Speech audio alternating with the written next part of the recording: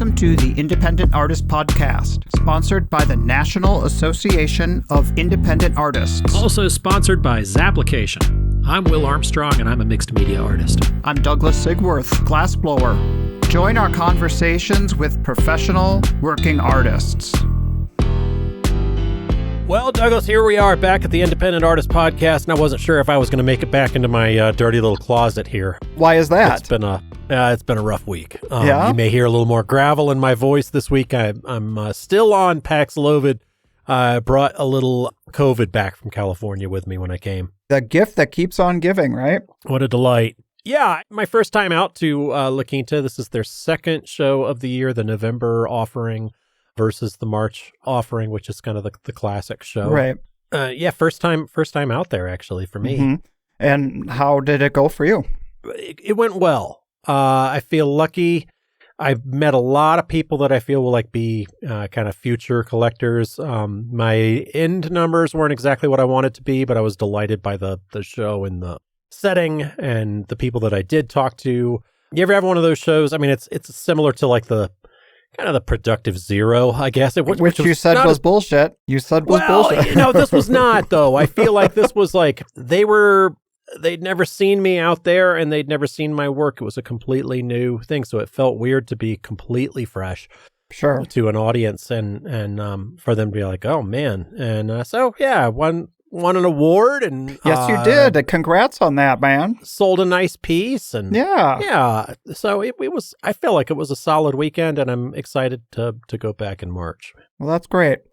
We had a prime spot at the show. We were right at the entrance exit area, and I have to say, I mean, we did okay, but the numbers of walking through the door weren't that strong. Yeah, I think the show was affected by incorrect weather forecasting. We were supposed to get hammered by wind.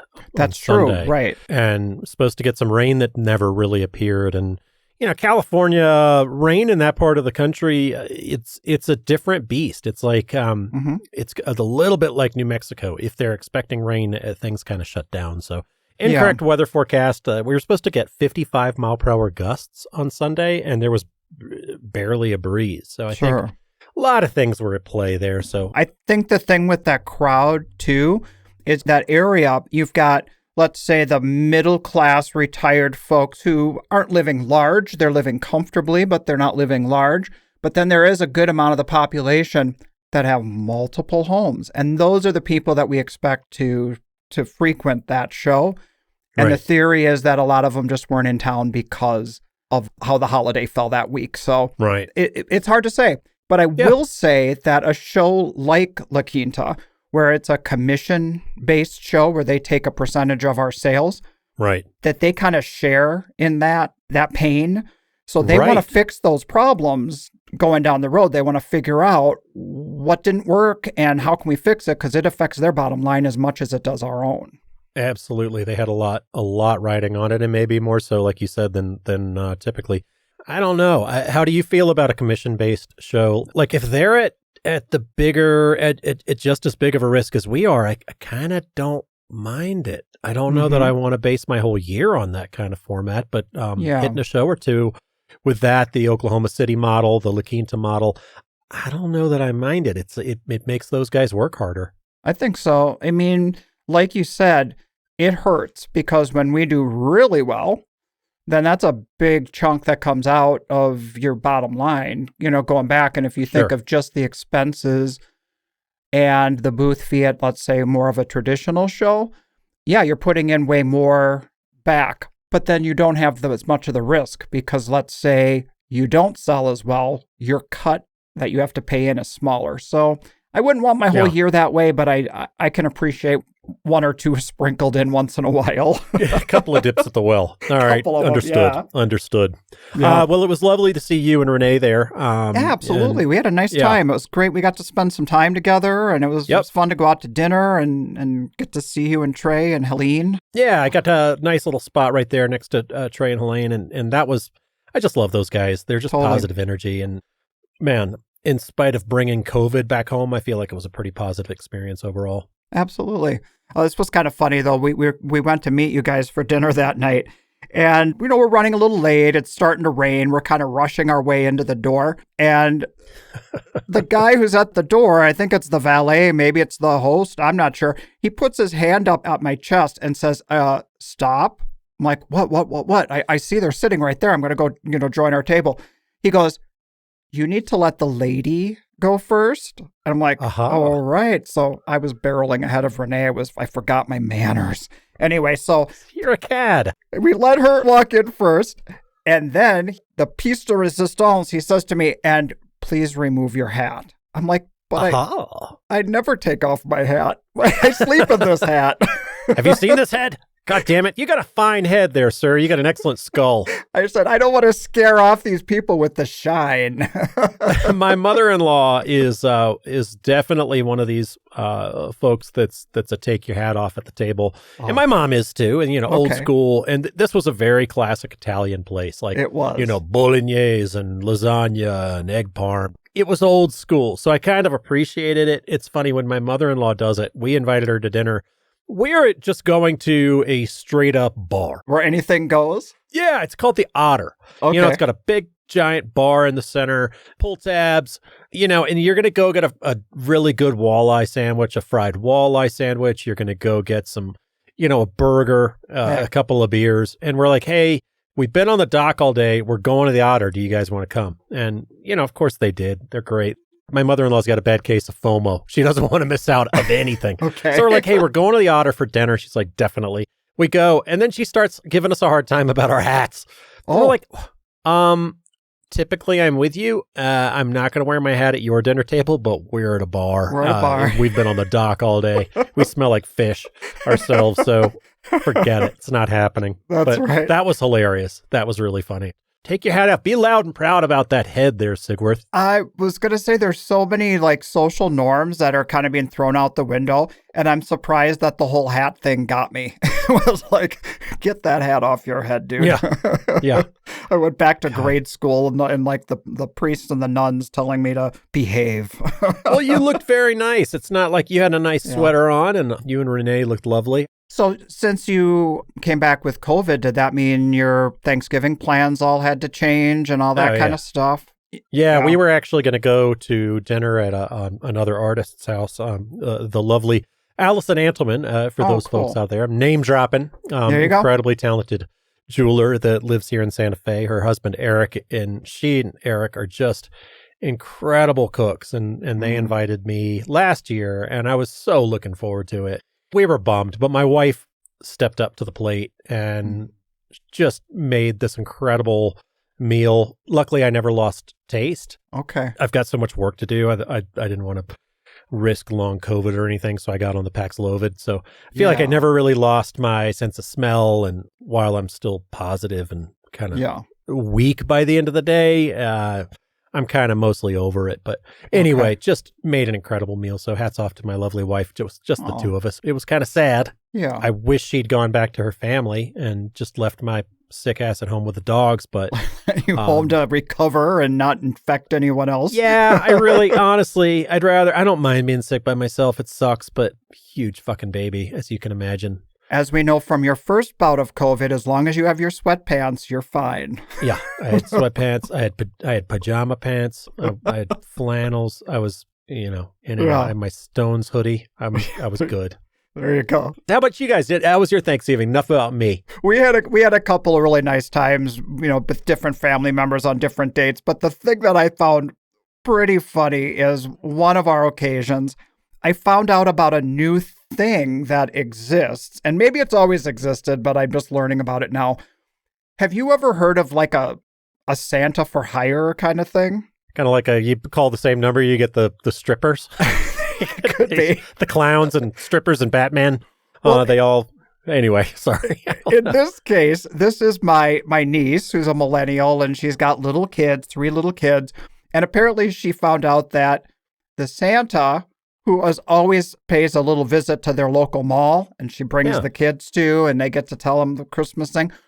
Well, they retired from the mall. Okay. So she went on social media. She went on the internet, and she found Santa. Found the guy, huh? Found him. Wow. Because okay. this is the only Santa that her children have ever known. Right. Apparently, Santa went out on his own and put out his own shingle, and you can now hire this guy to come to your house and do your own personalized visits.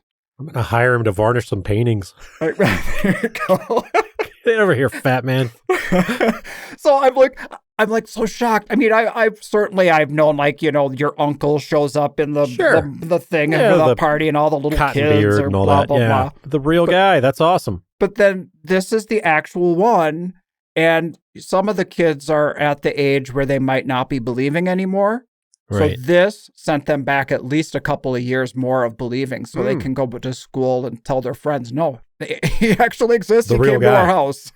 That's awesome. That's awesome. When I was in my 20s, I had one of my very good friends, his little boy is turning 5, and he was way into Batman, and he had hired a Batman, and he was like, hey, any chance you do the Joker? And I did I'm in my 20s and I'm like, I'm good to go. You know, I'm just like, yeah, absolutely. I'll do the Joker. So I did. I couldn't find a purple suit. So I got a white suit and spray painted it purple. So it was like really splotchy and gross. And I found these green, like extra large suede green loafers. And I just did the makeup and I went this is 90s, folks. So this is, I went Jack Nicholson as opposed to Heath Ledger. Gotcha. But I did it upright and, I'm all limbs anyway, and I'm in my 20s, so I'm probably like $180 and 6'3", so I'm just really skinny and weird looking anyway. And I show up at this party, I'm the Joker. Then the Batman comes, kicks my ass and takes me off, and the Batman comes back, blah, blah, blah. Okay. So I show up and, these are 5-year-olds, Douglas. Yeah. Like 5, and they believe in the Joker, they believe in this stuff. So they're like, real person. well, we're having a Batman party. Of course the goddamn Joker showed up. So I'm running around terrorizing these. They were climbing right up their moms in the trees and screaming and crying. You scared them? Oh, I scared the shit. Well, if I know you like I know you, you played it up too. I'm sure. Oh, yeah. I did. I got way into it. And, are you a method actor, Will? Yeah, I guess so. Well, no, I wouldn't Joker all week. I showed up and boom, I'm in it, baby. But no, it was hilarious. And then the Batman shows up. He's wearing gray sweatpants. He's got a mustache. I'm like, I don't think I want to let this guy take me. No. But I made him chase me around and he was all huffing him. There's a great video of it. It was like, that's a slob Batman. Oh, but anyway, I love it. It's good stuff. So. Yeah. Hey, I was going to ask you something. Sure. We keep this shared note on our phones that topics as they pop up over the couple weeks, and we're going to shows and things like that. And there's been one at the top of the list that we have not touched on, and I've been kind of waiting for you to bring it up. I don't know. Well, I deleted it for this week. Oh, Is it the note about social media by chance? Yeah. I hate social media. I don't even want to go ahead and ask your question about it, though. Cool. I'm interested in what you were like, well, why? It's kind of a funny question where you're like, why is the social media of so many good shows so bad? Because social media sucks, man. Honestly. It's a hard nut to crack. And honestly, I mean, we all say, well, our phones listen to us, right? Our phones are listening to us. Well, apparently, you know how you get these ads or whatever for things that you might be interested in? Somehow it figures you out. Well, this week I'm being bombarded on my news feed with something called snore strips. So apparently now Facebook knows I snore. And all it is, these snore strips, is a big old piece of duct tape that you put over your lips. I'm not even kidding. They're marketing it as a real product or something. I'm laughing. It's because I use that shit. Does it work? Yeah, it works great. It's called hostage tape, and I use this stuff, and it's like I hit the pillow, and I'm a big old mouth breather, just huffing and puffing, and so I tape my gosh. And you don't like epilate your face off when you take off in the morning and rip off some of that fur? No, it's fine. Oh. Yeah, it's fine. So it's not full on duct tape. I mean, you could use duct tape. That would do it, but it's strong enough. I don't know. Interesting. It makes me breathe through my nose. So, and then whatever. I did not even know that was a thing. So that's actually a real thing now. Here's going back to that book about stolen focus that I mentioned last episode. They have a whole thing about that social media, and it's actually scarier than them listening to you. It's your ads are so targeted that they know you. Like, it's not really that they're listening, it's that you are so, I mean, they're, granted, if I'm following the Stones and I'm following this and I'm following, they're going to give me ads for the new tour, et cetera, or what have you. But I think it's down to, like, even if you pause, like if you pause your scrolling, like they're like, oh, we got him there, Yeah. There you go. Absolutely. Okay. So you are recovering from COVID, and I doubt it's going to be on the level of considering it sweeps week, as we like to joke about sweeps. Yeah. Usually when we talk sweeps, one of us is about to go down for a while. Oh, God. Yeah. It appears we've got another sweeps week happening soon. I'm not ready. I don't like it. Is my long estranged bad touch uncle going to show back up? Is that? No, the sweeps week is me. It's me again, everybody. So it's going to be a whole nother year of me talking about my foot. No, I won't talk about it, but I am going back for round 2. So, man, how you feeling? I technically feel fine. And I had been telling anyone who would listen all year about this other foot that I was going to wait until my body was completely broken down and I'd have to lop off my foot before I had the next surgery. But I've changed my mind. Okay. I feel like I want to be on the other side of it while I'm still young. I don't want to have to go through what I went through last year all over again at 58, at 62, or whatever age. I'd have to deal with it again. So I feel mentally ready for it. So we're going to go in for the surgery. And what that is having 4 screws that are going to go through my left ankle this time and reposition all the bones as to how they were originally formed when I was just a little tiny baby. God. So cut my head off and put it in a jar. You're a brave man. It's total reconstruction. It's not like you break something and you put it back to the way it was. This is like putting this foot into a whole new alignment. You like the doc that you saw before? Well, see, that's the other thing. I want to do it while he can fix it, because he fixed my right foot, which is about 80% there. I feel like I don't want to trust anybody else to do it because I know he knows what he's doing and he's getting close to retirement. So that plays into a big part of our decision. So with this foot, and if you don't mind, because I'm sure other people have questions, and sure, if that's all right, if I put you on the spot here, is you're getting your left foot worked on, correct? Yeah. Would you say that your right foot in its current state is stronger than your unfixed foot? No, it's not stronger. Okay. But what I've been learning through physical therapy and correct anatomy and positioning and all that, it is set up in the right place.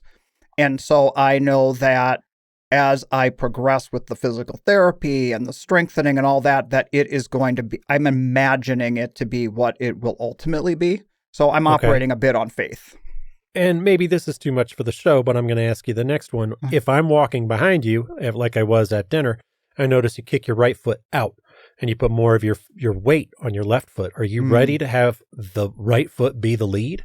It's going to have to be. So, yeah, it's interesting that you say that. And to describe just what's going on with these feet, how they were formed, is the bones that make up our arch. A normal person, it's a concave thing, and mine are formed convex. So the bones of my arches are actually like my heel that touches the ground.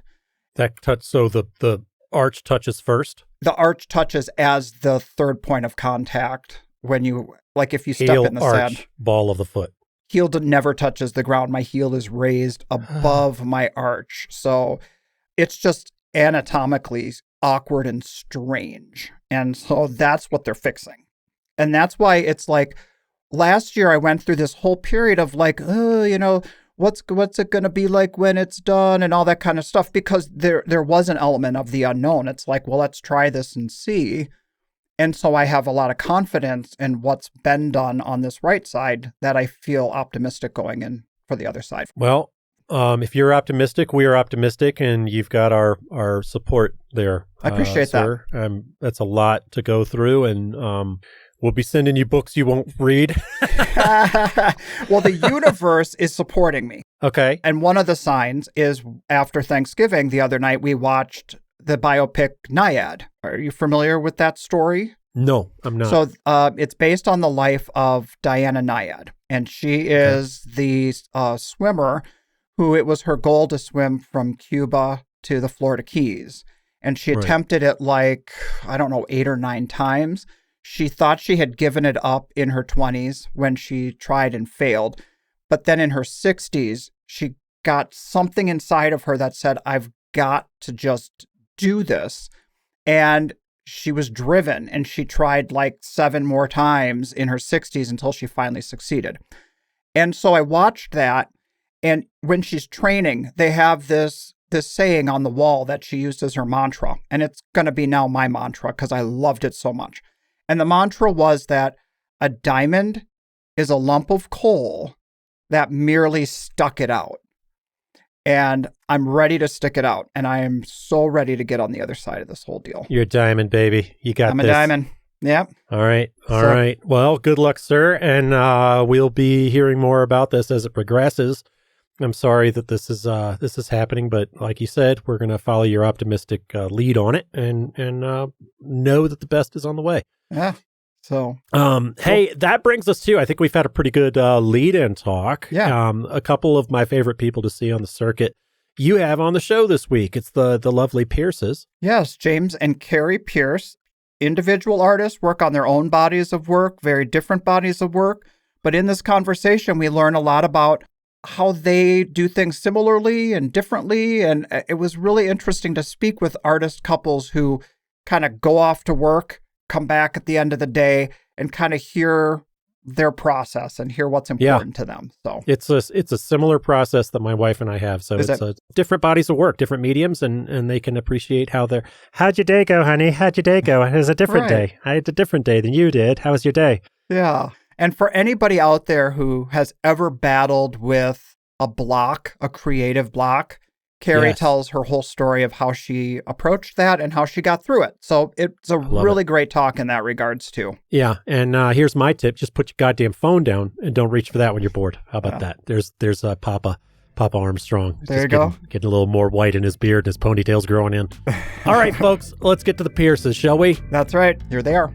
This episode of the Independent Artist Podcast is brought to you by Zap, the digital application service where artists and art festivals connect. So I've started using the events list feature in Zap to search up some different shows to fill those holes in my schedule. You know, I feel like I should have something to say, but I wasn't really listening to you because I'm looking at the events list right now, and it's pretty cool. Okay, so you drop the menu down, and there at the bottom, go scrolling all the way, about third thing down in the smaller print, it just says events list. That's right.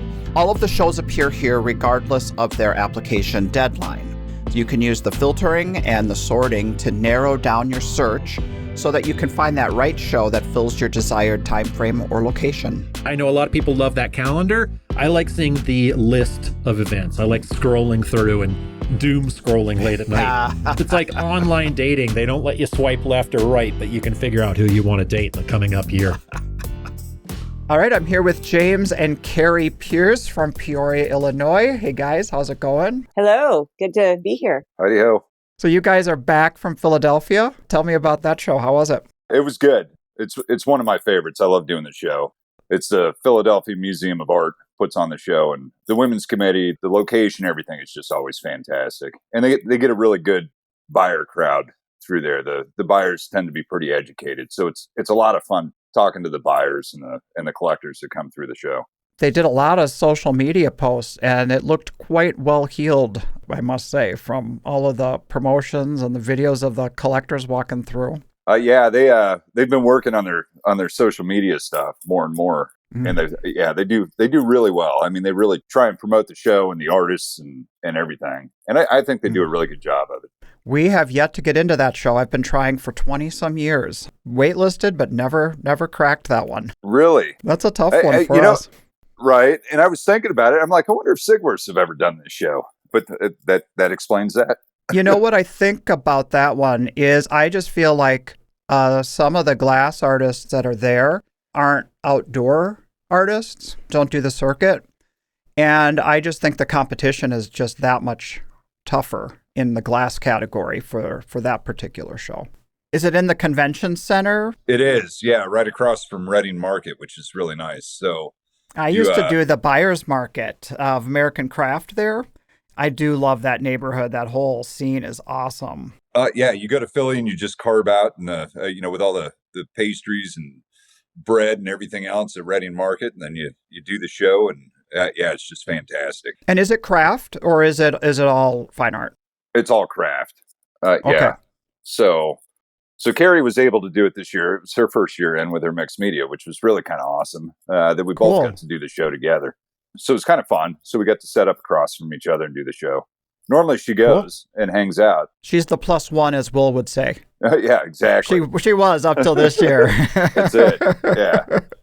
Yeah. Well, so Carrie, how was it fun? How was it for you? Yeah. So my first time showing, it was super fun. I had good sales. Yeah. I wasn't disappointed. It was good. Cool. Well, I think the first question I want to ask the two of you, since I got you both here, everybody always wants to know, artist couples, how did you meet? Who's going to tell the story? I'll tell it. We met in Savannah, Georgia. Okay. In 98. August 14th, 1998 to be exact. Oh, okay. I had gotten out of the military in Hinesville and was teaching diesel, traveling quite a bit, and ended up moving to Savannah down in City Market. Carrie's studio was across the street, and she was helping our friends at the coffee shop clean up. Oh. So I'd just gone in for coffee and met Carrie, and we've been together pretty much every day since then. Wow. So, love at first sight, right? Yeah, pretty much. Yeah, I don't know. It's just, yeah, we just clicked and it worked. So Carrie, you had your studio there. So I know your medium is different now. You're doing mixed media, but what were you doing back then when you guys met? I was doing pretty little watercolors of flowers and fountains and statues and gardens of Savannah and selling them to tourists, pretty much. Okay. Well, that's quite a far cry different than what you're doing now. I know, right? An evolution. Yeah. And James, was art on your radar at that point? Because you said you were just out of the military? Yeah, actually it was. In Savannah, a lot of the people walking through City Market, that sort of thing, they're doing it at night, so they go to dinner, have a couple drinks, and walk through artist studios and stuff. Carrie was always open during, dinner hours, that sort of thing. So to hang out, I would hang out with her in her studio. And I actually painted quite a bit too. We'd go down to Dick Blick or whatever the art store was. I don't remember what it was. And I'd buy canvas and paints, and I'd sit there and paint too. Okay. City Market is kind of a gathering spot for locals. You always went down the coffee shop and hung out. William Quantimapo was there every day. Yeah, oh, wow. We shared together. Me and William shared studios together. Really? Yeah. And that was how long ago? 25 years ago. Oh my gosh. That's crazy. Yeah. Small world, isn't it? Yeah, well, you're in Peoria now, but was that where you were? Are you from Georgia, Carrie? No, I'm from Peoria. You're from Peoria. So what took you down there? School. Okay. I moved there when I was 18. I understand. And went to school. I stayed there for 12 years. Oh, great. So then we moved back here in 99. Okay. And was Peoria home for you too, James, or did it become your home? It's become my home. I'm originally from southern Arizona, a little town called Sierra Vista. Mm-hmm. But growing up, I traveled all over. I've lived in England, Germany. I've lived in Korea twice, all over the U.S., kind of everywhere. So. And why did you move so much? Military, part of it. And then my father was civil service, worked for the government. So we lived in England and in Germany during high school. I lived both those places.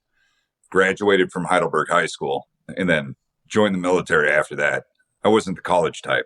Didn't know what I wanted to do with my life, that sort of thing. Yeah. So, okay. Yeah. But were you a creative type? I mean, all of this talk of like military and machinery and teaching, it doesn't seem like the obvious path for an artist, but is that something that you've always kind of had even in your childhood? Oh yeah. No, I always grew up around, I was always around art, always taking art classes, whether it's wood shop or regular art classes in school. Growing up, we had a shop in the house. Oh. I don't know if you know what toll painting is. No, what is it? So toll painting is one of these things that happened in the 70s, and you would take a plaque, a wood plaque, and they had carving knives, and you would carve out like, sayings like "Welcome to my kitchen," and carve out a chicken and whatever else, and some vegetables. And is this bringing an image? Do you kind of remember? It sounds a little kitschy. No, totally kitschy. It's flat. You're just carving the outline, but you would go in and paint the chicken and the vegetables and the welcome and whatever else. But anyway, I grew up around woodworking. My great grandfather was a furniture maker. My grandfather was a woodworker. This is all on my mother's side. And then my mother kind of brought my dad into that whole thing. When my great grandfather died, we actually, got part of his shop. And, oh, wow. So my first job in second grade was cutting out, the wooden desk plates and names that you put on your desk. Sure. So I had my own lettering and all that stuff. And I would take orders at, 50 cents a letter. And I'd go home at night and I'd second cut grade, out these right? letters. And people named Joe, J-O, or, it cost them $1, but it felt like it took forever. I mean, Anthony was a far better client. Okay. Yeah. But I grew up around woodworking. That's why we eliminate the low end from our booth, right? That's it. Yeah. That's it. So did you work with your grandpa in his shop? I remember my great grandfather, and it wasn't working. I mean, I was pretty young. Yeah. And I remember him, but never worked with him. My Gotcha. grandfather, I worked with him, and my dad, I can remember being in the shop at the same time. We were one of those families, when you moved into a house, you bought the house without the kitchen, and we'd make the kitchen cabinets and the bathroom vanities. If there was anything to be made, we would make it. So, it was kind of interesting. The first table saw I ever worked on was a tilt table saw. Oh. Not a tilt arbor. So you would actually tilt the whole table if you wanted to do a 45. Oh, you put a shim under two of the legs? which is scary. Yeah, right. Wow. Okay, so you've been a craftsman your whole life, and then you've taken your woodworking to a whole new level with pushing it to fine art. What happened? I got out of the military and we bounced around a little bit. We moved back to Peoria. I worked at a cat dealer for a little bit. Mm-hmm. I just hated the diesel. Loved the mechanical, hated the diesel, and ended up going in, back into woodworking. I mean, I started out doing kitchen cabinets and bathroom vanities and all that stuff. And just I got to a point where I hated it, kind of like Carrie with what she was doing. But I got to a point where I absolutely hated the idea of having to do any of that. People were a kitchen cabinet and call me the next day and go, "Hey, where's it at? We're moving in." And I go, "Well, you ordered it yesterday." Right. The stress of the whole thing was just, it was too much. But, I love the mechanical, even though it's untraditional for the medium, that whole type of work made sense to me. Mm-hmm. So, combining the two, it started out simple and it's evolved over the past 20 years. I think I've been making wooden screws and gears and that sort of thing for about 20 years now.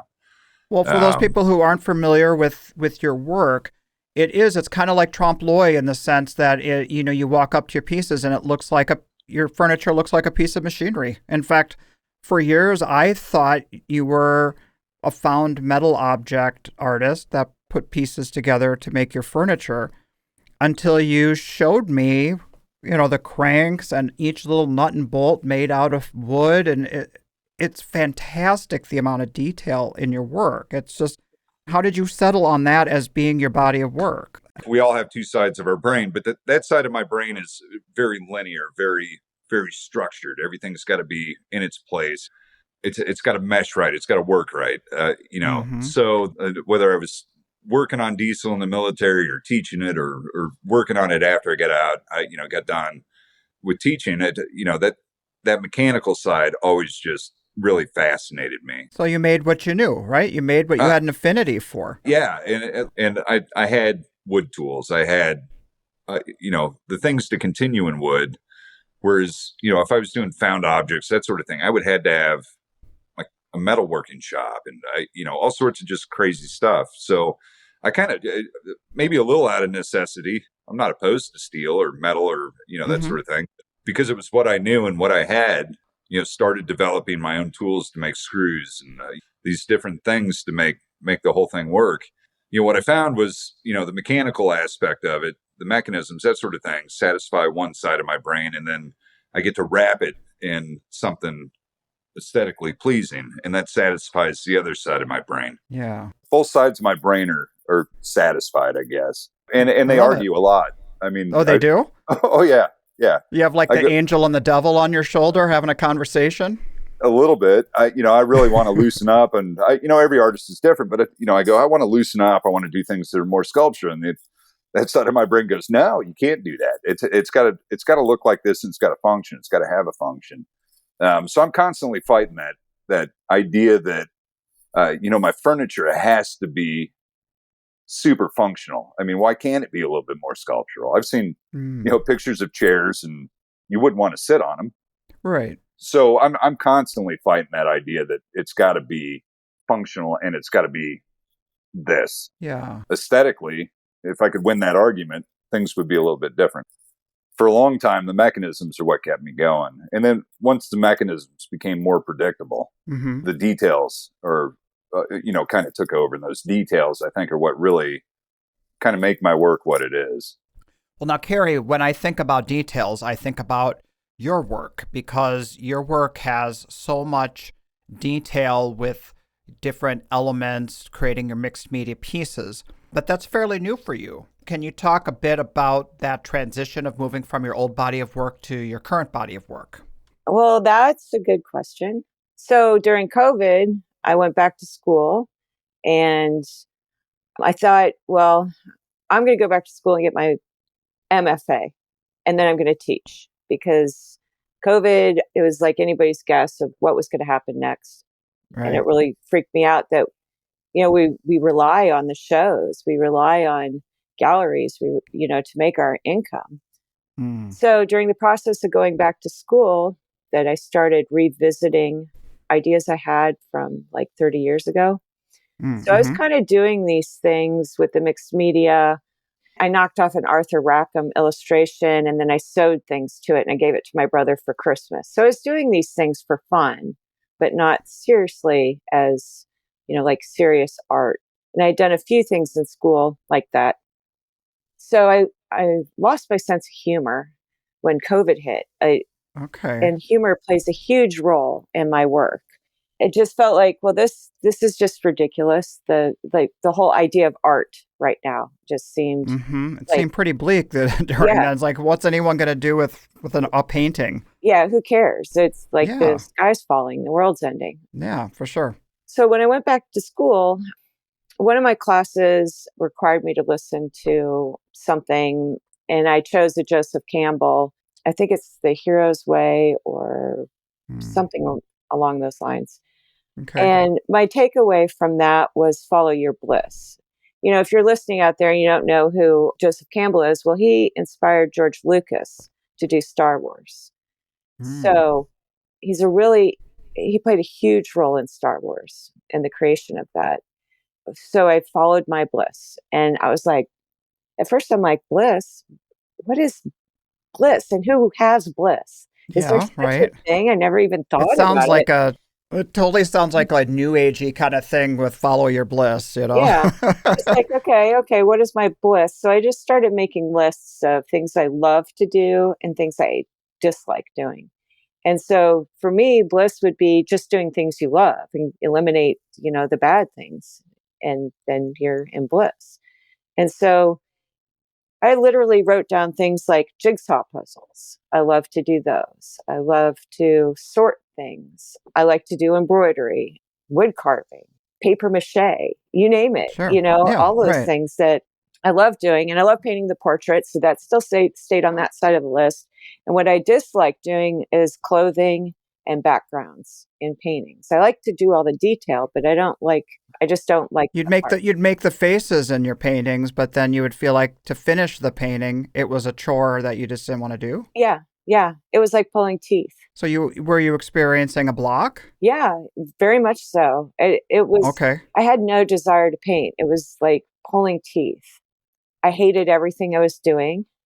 I hated doing it, and therefore you don't like the results. So yeah, when you follow your bliss, guess what? You enjoy doing it, and then people enjoy it. It's just, It's how the universe works, I think.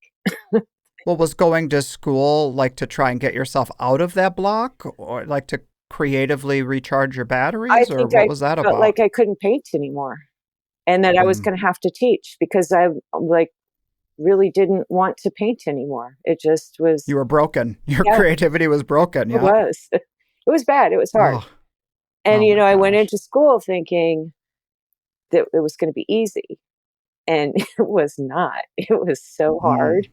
The writing, all the and I did it online, so that's twice as hard because you have to answer all the discussion groups. I think I was spending 60 hours a week doing school, and that was only 2 classes. Wow. It's a lot. That's a lot. Yeah, That is a and there lot. was really no time for me to do any art. So having that break, I think was good for me. I think I needed that. And so then when I did get back into painting and doing art, I was ready and it Hmm. was suddenly fun again now that I found new materials, new toys to Hmm. play with. So that sounds pretty tough to be going through that. James, what was that period like for you? Were you going through a similar thing that she was, or were you just kind of like the support? I to an extent, one of my favorite things to do are shows. Like a lot of artists, I work on my own, Yeah. so I don't have an audience or interaction a whole lot until I Hmm. get back from the shop. So what I found was without an audience, I had a hard time creating anything. Mm. Those ideas just weren't there. For me, one idea leads to another. It's constantly going, that sort of thing.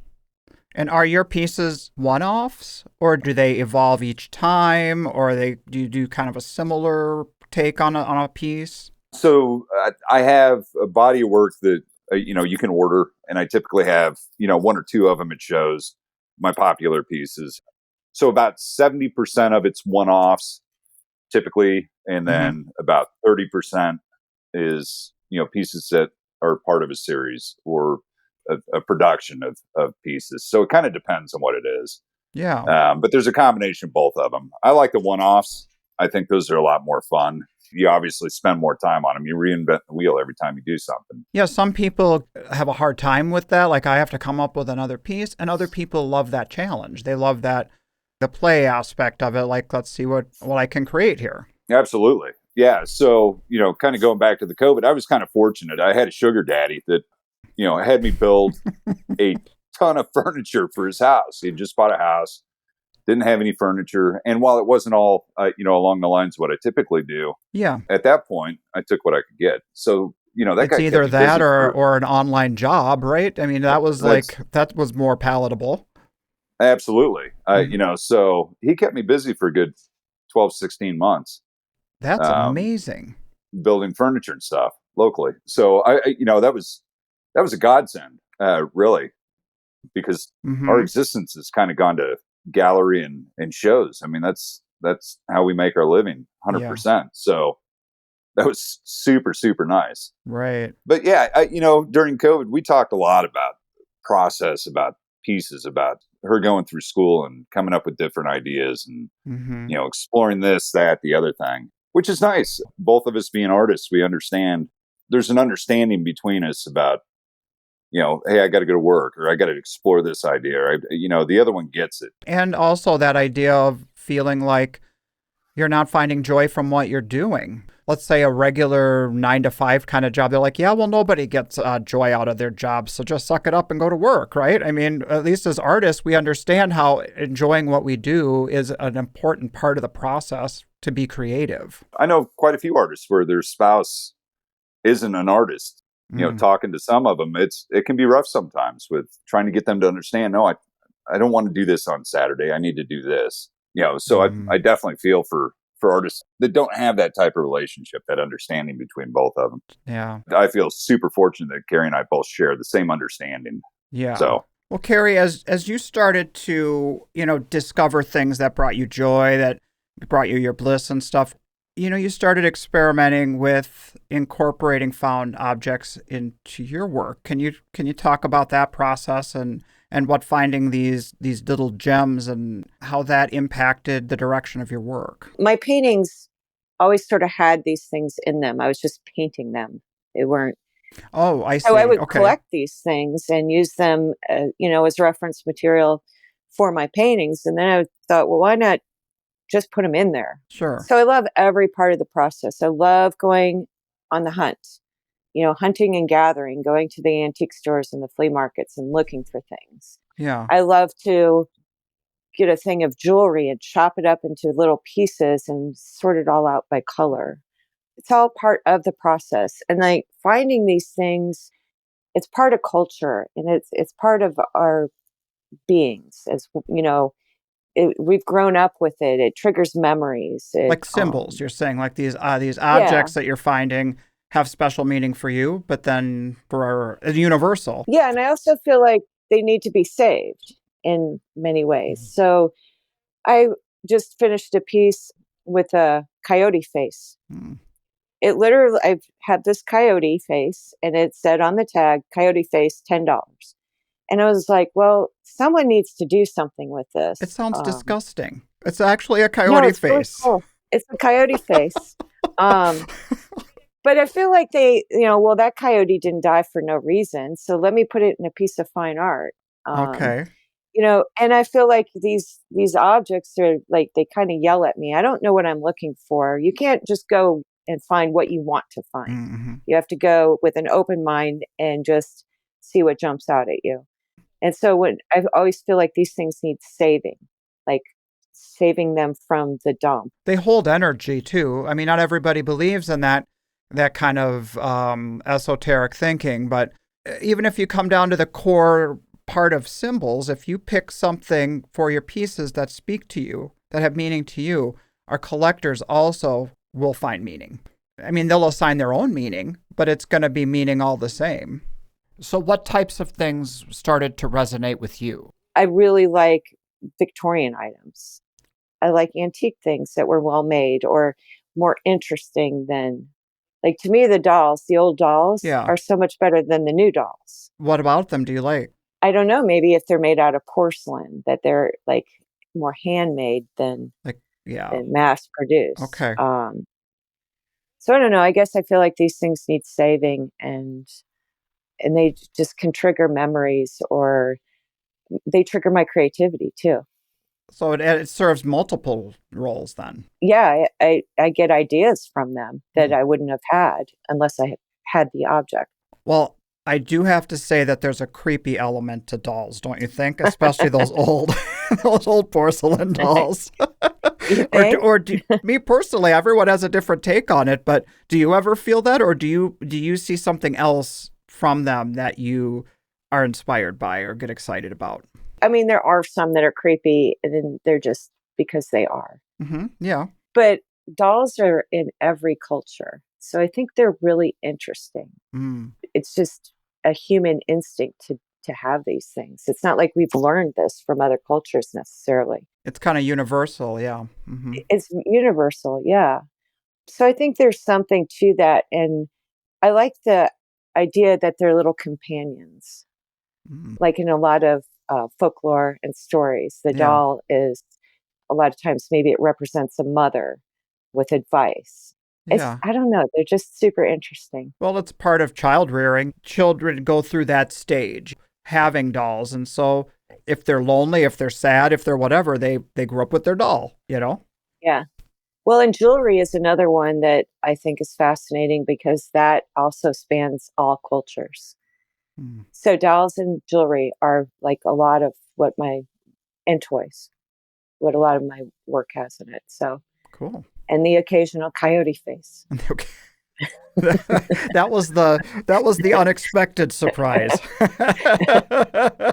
Mink, fox, coyote face. Yeah, I'll use any of it. Yeah. Okay. I like it all. Good. Yeah. Awesome. Well, James, with like what you do, I'm sure that there's plenty of people out there with that similar kind of a vibe. Your imagery in your work has that machine quality.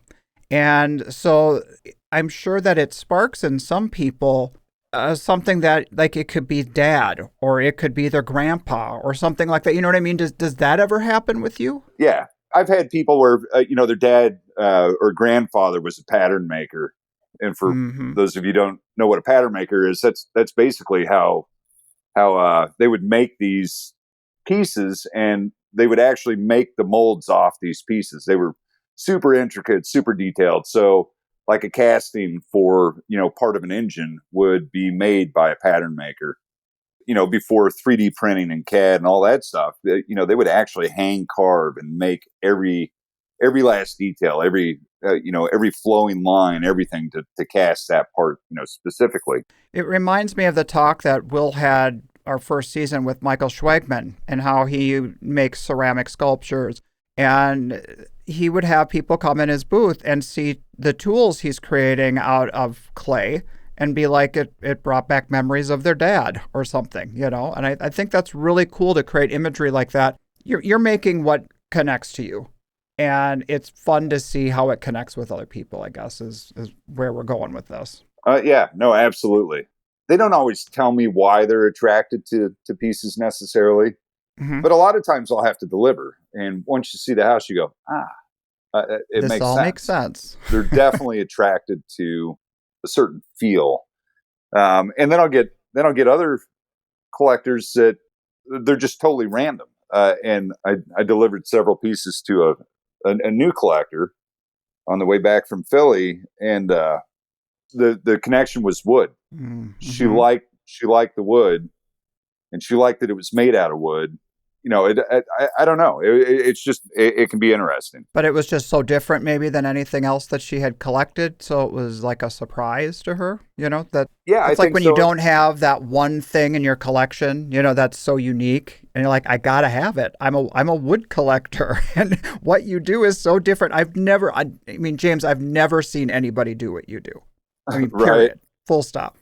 Yeah, and she had some fantastic wood pieces. So, it's really kind of cool to be added to a collection like that. Well, kind of speaking of like how you said you go into people's homes and it makes sense to you where your work is going to live.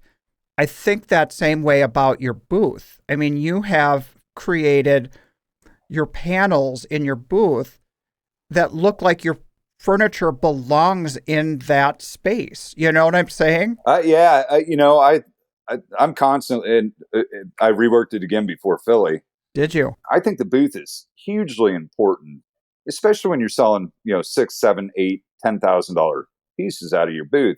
Pipe and drape just doesn't work for me. Right. So I want a feeling when somebody walks into the booth or sees my work that maybe trigger an idea of maybe where this will go, or just give them a feeling that they're comfortable being where they're at and seeing what they're looking at. Well, it's kind of like what you said earlier about how things have to make sense to you. And that is an element of having your work make sense. It fits in an environment. Your walls they almost look like they're metal walls with rivets, but they're wood. You know what I mean? So it is, again, that kind of that play on not what you expect it to be. How did you come up with that idea? It was just trying to make it cohesive. Sure. Okay. I didn't want flat walls because flat walls don't make sense. And it has changed a little bit. I've reworked the booth to where I don't have the rivets got to be just a total pain in the ass where, they would just fall out. Mm-hmm. And I'd leave a show and there'd be 20 or 30 rivets on the ground. I had to clean them up. It's your gift to Fort Worth, right? Right. Something. So I had to rework it a little bit, but like I said, I wanted it to make sense. I wanted to give that sense of belonging with the rest of it. And I do, I get a lot of people in that, and this is wood too, and they'll tap on the walls. I'm like, did you make those? Yeah, I made those. My little cart, I've got a little cart I hide all my junk in, and it's all riveted up. And I've had people try and buy my cart, which I think is interesting. Kind of like a checkout counter or something. Is that what you're talking about? My cart? Yeah, a little bit. It's where I hide all my business cards and, all my tools and all that stuff. And because of what it is and the size, sometimes it ends up being a pedestal within the booth as well. So I'll put a stool on top of it or whatever else. But yeah, it's just kind of funny. No, I take a lot of pride in my booth. I hope everybody that sees the work in the booth goes, oh, that looks really good. I love it. Well, okay. So you had said earlier that you're really grateful for the fact that you have a partner who understands you because you both have you come from the same place being artists, right? So how do you guys, I'd like to hear from both of you on this. How do you navigate this career, this, planning on shows, creating work? What are the ins and outs of kind of navigating that, being two artists? We don't have a plan. Nope. No, You're winging it? We're willy-nilly. My theory is as long as we can pay the bills and buy beer, I'm happy. We kind of divide things up. Obviously, our work is important. We got to have our booths full and, have the body work. And we kind of work on that individually. But we'll sit down together and talk about shows and which ones we want to do and where we want to go and, apply to those, that sort of thing. And then the other part of it is actually loading and getting ready for the show. I'm responsible for all the tents and the booths and the weights and all that stuff. Okay. So if you ever see me at a show and I'm missing a part, it's my fault. Carrie had nothing to do with that. You're responsible for all that stuff. Yeah. And Carrie takes care of the house side of things. Make sure all the clothes are ready to go and the house is clean for the house sitter. And then she's great about, I don't eat at shows. I just don't do it unless Carrie's there. Carrie makes sure I eat and I stay hydrated. So without her being there and going through all that stuff, I could be a mess. There's no telling. So it kind of depends on, what part of it, but we're always talking about it. I'm sure the two of you always talk about, what shows are we going to do? Where are we going to go? Yes, but it's a little different in the sense that if we don't get in as a partnership. The two of you, how do you navigate like creating a schedule? Like, do you find that things are pretty much, you get into the things you want together, or do you have to make decisions sometimes if you're just going to go as a single exhibitor, or you won't do it if you both don't get in? How do you work that? I'll go where James goes. I'm not going to go unless James is going. Mm-hmm. That's me. Like, I don't drive. I'm not, I'll just go. If I get in where James gets in, then I'm there. I see. But I'm not going to go off on your own to do your own show somewhere. No. James tells me when I have to apply.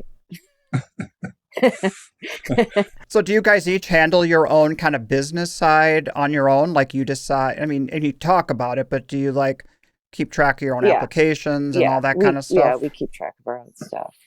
As far as all that goes, pay our booth fees and whatnot. We just have each other to remind ourselves that we need to do it. Right.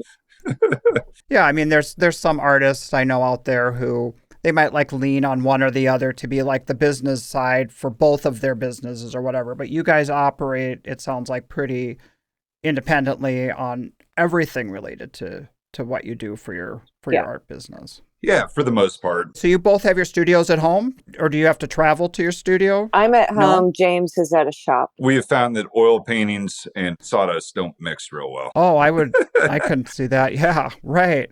And I would assume, too, the sound, right? Would there be an issue for your process, Carrie, if you heard sawing all day long? Yeah, absolutely. Yeah. Can't stand it. Yeah. It's loud. The planer and the sander, no. So you guys get up, you go to work, you go do your thing, and then you're like, I'll see you tonight for dinner? Yeah. Is that kind of what you're... 4:00, we meet back up. He comes home. We're very scheduled. It's funny. We have the animals eat at 4:00. We have our martini at 5:00. Okay. We make dinner at 6:00. We go to bed at 8:30. 8:30. You sound like glass blowers. Right? Yeah, we're super regimented. Cool. Day in and day out. The only thing that messes this up is shows. Staying up late at shows. Yeah, interrupt them. Yeah. But that's fun. I enjoy that part too. Yeah, the shows that stay open till 10 at night kill me. Oh my God. Yeah. Like, really? Like, my bedtime watch reminder goes off halfway through a show. Like, are you sure? Are you sure you want to still be awake? Yeah, I guess I'm still awake. But it's true. We kind of get into our mentality of like, okay, this is what life is like when we're at a show. And then like, this is what life is like when we're at home making the work. It's a whole different routine. It's like two different jobs for sure. That's what I was going to say. Yeah. And I like both jobs. Right. Yeah. It's like if you do one for too long, you're like, I really miss the other. I need to get back out on the road and do the shows for so many reasons. Yeah. Yeah. And it goes the other way too. After Philly, I was like, I can't wait to get back and make something, because just almost 2 weeks of not making because you're preparing and, just getting everything together and whatnot. And then you're gone for a week for the show. It's like, that's too long for me to go without making stuff. And you just feel like a salesperson or something, It's Yeah. like, or all those ideas that come up. I mean, do you guys get ideas from when collectors get excited about what they're seeing? Sometimes. I don't get many ideas while I'm on the road. I think because my brain is shift. I only get ideas when I'm working, painting or actually working on, whatever part of the process. I can't sit and think something through. I can't go, I'm going to sit down and think of a great idea. Like, it doesn't happen. It comes through the immersive process of working on your pieces like that. Yeah. That the floodgates open. Yep. And that's now your process. Go ahead, James. I was going to say it's the same for me as well. If I'm not working on pieces, the creative process kind of stops. So for me as well as Carrie, it happens while we're working. I may have some ideas, but until I'm actually in the process of creating the piece, it's not fully realized. So I would think that your process, James, is there's not really a sense of like fluidity or change through the process. Like you can create something, but you kind of have to follow the course that you started out on. Maybe the next piece you could evolve into something different. Where Carrie, is your process a little more fluid where you can evolve through it? Yeah. Yeah. Talk on your guys' process that way. Most of my work is additive. It's not, there are some subtractive parts to it, but I'm starting out with flat boards. But once I make a decision on whether, it's a size or a shape or whether I'm turning it or, whatever I'm doing to it, once I make that decision, I follow through with that, I'm kind of stuck. If I don't like it, I either evolve with it and turn it into something I do like, or it goes into a pile and maybe later I'll revisit it because I've had a different idea or to get turned into something different. I have to have a pretty good idea of like size and, what the mechanism's going to do, that sort of thing. Yeah. And I don't know if the mechanisms are necessarily going to work until I'm done. I'm finished with the piece. So I have to have a pretty good idea as to what I'm doing with some of that. So if those ideas kind of fall apart while I'm working on a piece, I have to put that to the side, whether it's in parts or whatever else, and move on to something else. It's not real easy to change anything after I get to a certain point. So tell me something you said there. You said you start with flat panels. So are you manipulating flat wood into three-dimensional shapes to get your forms? Yeah, exactly. You could buy everything to make any of my pieces at the lumberyard. Anybody could go to the lumberyard and buy my entire table. You just got to figure out how to put it together. So I go and I buy typically in wood speak 4/4 or 8/4 wood, which is 1 inch or 2 inch thick wood, whether it's ash, walnut, whatever I'm working with, and take each one of those boards and cut it, turn it, shape it, carve it, whatever to create each one of the pieces. It's almost like you're fabricating or creating components that are being built and assembled. So if you don't end up using let's say something isn't going the way you want it, but you've created, let's say, a part of a machine that could maybe be utilized in a future design. Yeah, absolutely. Yeah. Okay. Yeah. Sometimes there's, things just don't, you go, well, that was too small or that's too big for this piece. The scale's off or, whatever else, but you spent all the time creating it. Doesn't mean I can't use it somewhere else. Maybe another piece will come along and I go, well, that would be perfect for that. So I've got a little bit of a boneyard where I can go back in and maybe I'll use this fitting here on this piece over here. Or so while the pieces don't always work out within the piece I'm working on, it doesn't necessarily mean that they're junk or I can't use them later on. I can always, kind kind of look at a different piece and go, all right, well, this could work for that. But I have to have a pretty good idea of what I'm doing, where I'm going it isn't within the so whole thing. Random. Yeah. And then what about your process, Carrie? I mean, is there a sense of evolution that can happen through each of your pieces, a stream of consciousness kind of thing? Yeah. I always pretty much start with a portrait. Sometimes I'm inspired by an object or, like Coyote Face, and I kind of knew the direction, but I didn't know how it was going to lay out. Yeah, I start with a portrait, and then by the time I get done with that, it seems that the ideas start flowing while I'm painting. So then I get either like an idea of what it's going to become, like thematically, or, what's the point of the whole piece.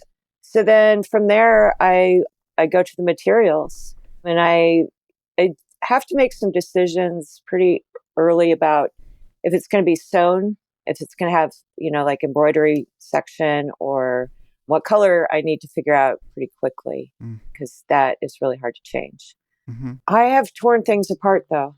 I've started them and said, yeah, that's not working. Okay. There's a lot of elements at play, which is, different from paint. Paint, you have composition, you have your color, your values. So all those things are playing a role, but now you have shiny or matte or, reflective surfaces, transparent surfaces. So there's just a lot more to take into consideration. And I'm learning a lot as I go. Okay. Even like incorporating paper into, flat surfaces versus raised surfaces. So there's just a lot to think about. And it doesn't happen all at once. I mean, ideas don't come all at once. It comes in little tiny sections.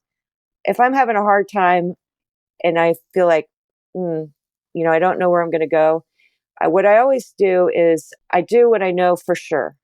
Like, I know for sure it's this portrait. I know for sure I'm going to put this in it.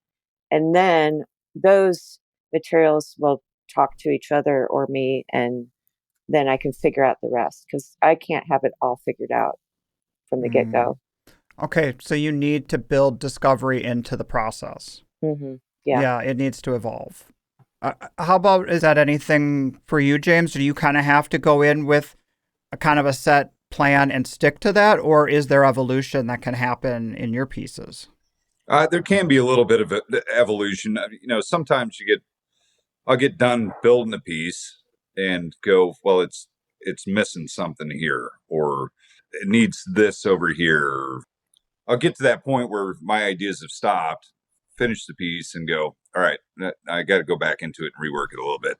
And those are mostly like little detail stuff, just like adding a gauge, or, an electrical cord and a plug, or, something like that kind of finishes the piece off. That the fine details, as opposed to like the main kind of composition of it. Right. Yeah. The main like we said, we were talking about that. The main composition is kind of stuck. Once I start, it's stuck that way. So if I don't like it, I just got to start over.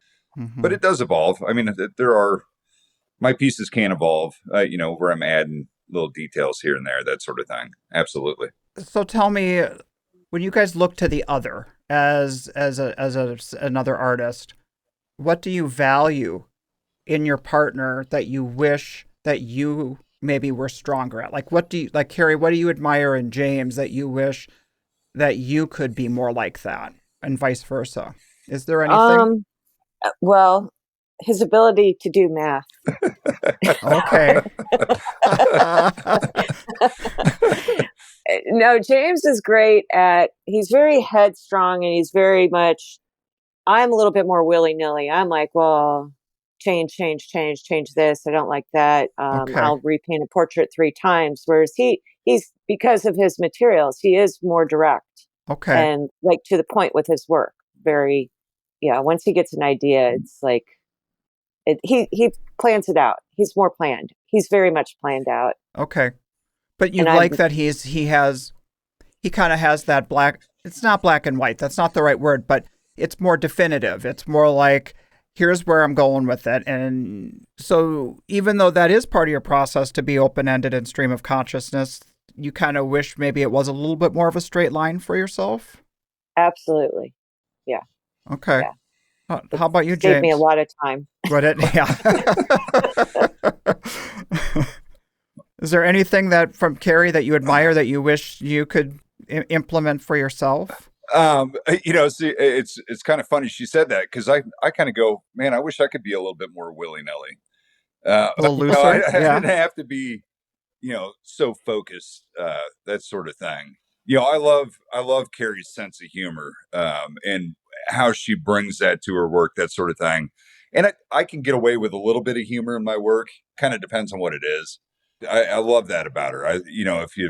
If you start talking to her about her inspiration for different things and her stories, and some of those things that she comes up with are just, I go, I don't know where you came up with that, but that's just funny. Yeah. So her ability to kind of change on the fly and bring the humor that she does to it, I wish I could do that a little bit more.